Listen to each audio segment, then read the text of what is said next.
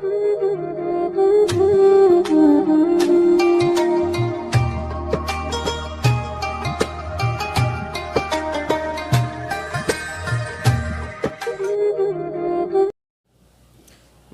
اسلام، السلام علیکم ورحمۃ اللہ وبرکاتہ۔ آپ کا دستک ٹوڈے پہ ہم خیر مقدم کرتے ہیں۔ آج ہم آپ کو ایک نئی ٹاپک کے ساتھ آپ کے سامنے آئے ہیں، جس کا عنوان ہے تراویح کی نماز۔ رمضان کے مقدس مہینے میں تمامی مسلمان تراویح کی نماز ادا کرتے ہیں، اور یہ سنت مؤکدہ ہے۔ حضرت جابر بن سمرہ رضی اللہ تعالی عنہ سے روایت ہے، پیارے آقا محمد عربی صلی اللہ علیہ وسلم نے ارشاد فرمایا کہ جب بندہ تراویح کی نماز ادا کرتا ہے پورے مہینے کی، تو یہ تراویح کی نماز بروز قیامت اللہ رب العزت کی بارگاہ میں اس کی سفارش کرتے ہیں اور کہتے ہیں کہ پروردگار عالم، یہ تیرا بندہ دن کے اجالے میں روزے کے ساتھ بھوک سے نڈھال ہو کر پھر رات کو قرآن مقدس سنا اور تراویح کی نمازیں ادا کی، لہٰذا تو میرے ذریعے اس کی شفاعت فرما دے۔ تو اللہ تبارک و تعالیٰ اس کی شفاعت فرما دیتا ہے۔ ہمیں چاہیے کہ پورے رمضان کے مہینے کی تراویح 20 رکعت مکمل اعتقادی کے ساتھ ادا کریں۔ جب تک ہم مکمل مہینے کی تراویح کی نماز ادا نہیں کریں گے، اس وقت تک ہمارا کامل جو مہینے کے حقوق ہوتے ہیں رمضان کے، وہ ادا نہیں ہوں گے۔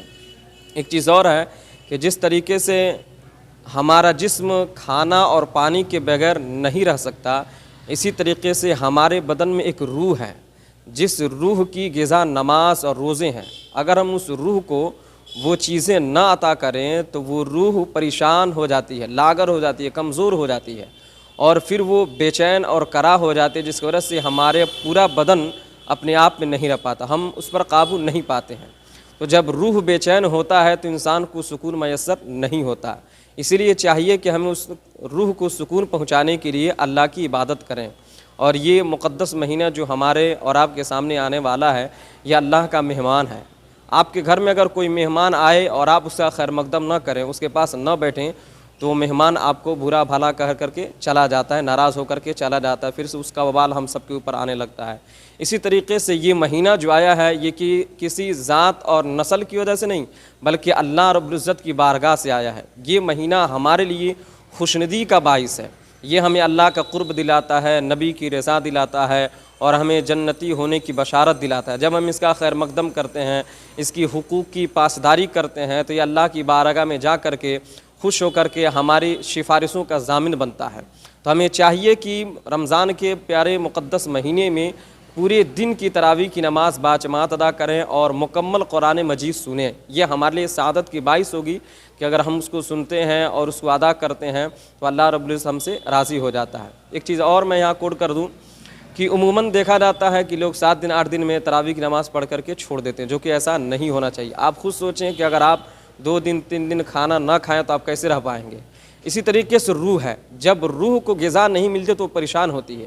مثال میں آپ کو دے دوں، اگر میں آپ کو ایک موٹر سائیکل دوں اپنی، اور اس موٹر سائیکل کو جس کنڈیشن کے ساتھ ہم نے دیا ہے، اگر اس کنڈیشن پہ آپ ہمیں واپس نہ کریں تو میں آپ کی عزت کروں گا؟ نہیں کر سکتا، اور نہ آپ کی اہمیت ہمارے نظر میں رہ جائے گی۔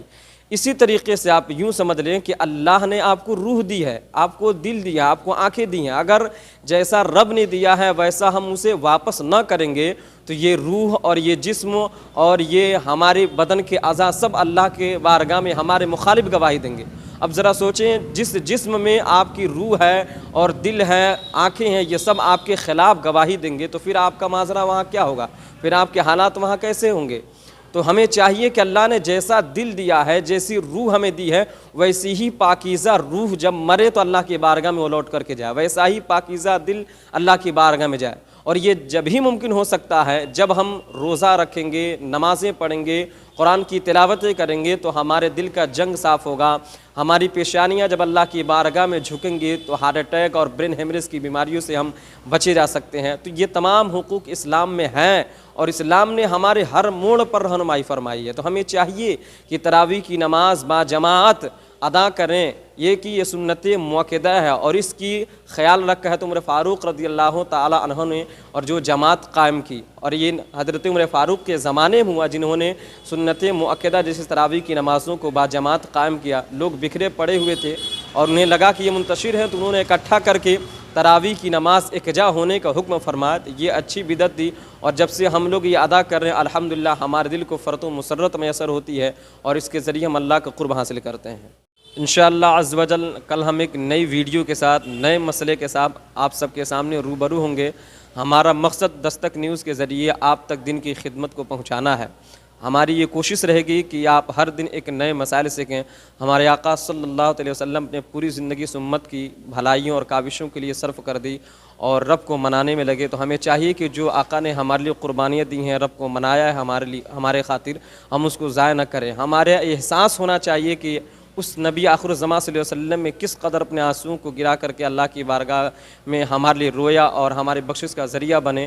ہم ان کی محنتوں کو، ان کی کاوشوں کو، ان کی اس اداؤں کو ہم ضائع نہ کریں، بلکہ جو میرے آقا نے دیا ہے وہ ہمیں لینا چاہیے اور اس پر عمل کر کے اپنی زندگی گزارنی چاہیے۔ تو انشاءاللہ عز و جل کل ہم نیوز دستک ٹوڈے پر کل ایک نئی ویڈیو کے ساتھ، نئے مسئلے کے ساتھ آپ سب کے سامنے روبرو ہوں گے۔ فی الحال کے لیے السلام علیکم ورحمۃ اللہ۔